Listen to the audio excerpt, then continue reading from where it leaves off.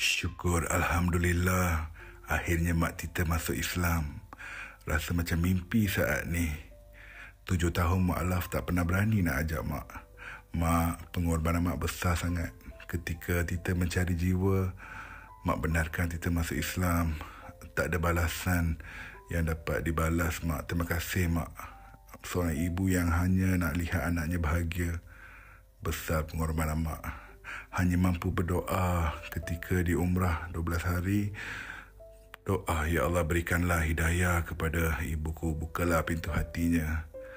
Bakal isteri masa tu, wife Tita, tolong jaga mak. Terima kasih sayang, terima kasih sangat mak.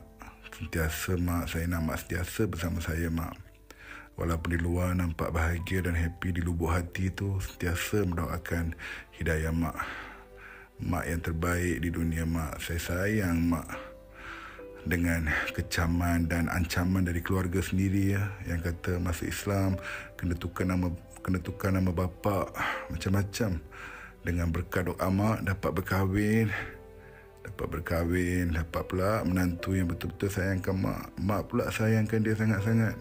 Ya Allah, rezeki, ya Allah, 2 bidadari hatiku. Kami bertiga sangat-sangat bahagia. Tapi lubuk hati masih menanti hidayah mak. Mak sentiasa bersama dalam semua kejayaan. Sampai baru-baru ni mak kurang sihat.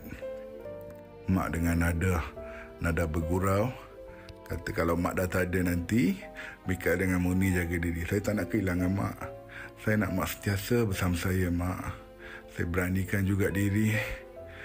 Ajak mak ikutlah saya mak. Jom masuk Islam mak. Kita bertiga je mak. Saya nak sentiasa bersama dengan mak. Dari kemurungan sampai makan ubat tekanan jiwa, fikirkan apa akan jadi pada mak. Satu hari nanti kalau mak tak ada, apa akan jadi pada saya. Mak, syukur Alhamdulillah mak. Hidayah Allah sangat kuat mak. Masa tu call ustaz, mungkin lagi 2-3 bulan. Ustaz kata, datang esok boleh tak?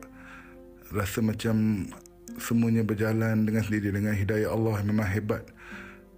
Tak sangka begitu mudah Allah berikan hidayah kepada mak Tita.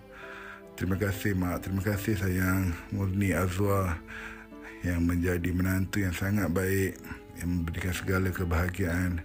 Terima kasih mak. Sekarang kita dah bersama. Kita bertiga mak. Terima kasih, pengorbanan mak sangat-sangat besar. Selamat kembali kepada fitrah. Maimunah Satayah binti Muniandi.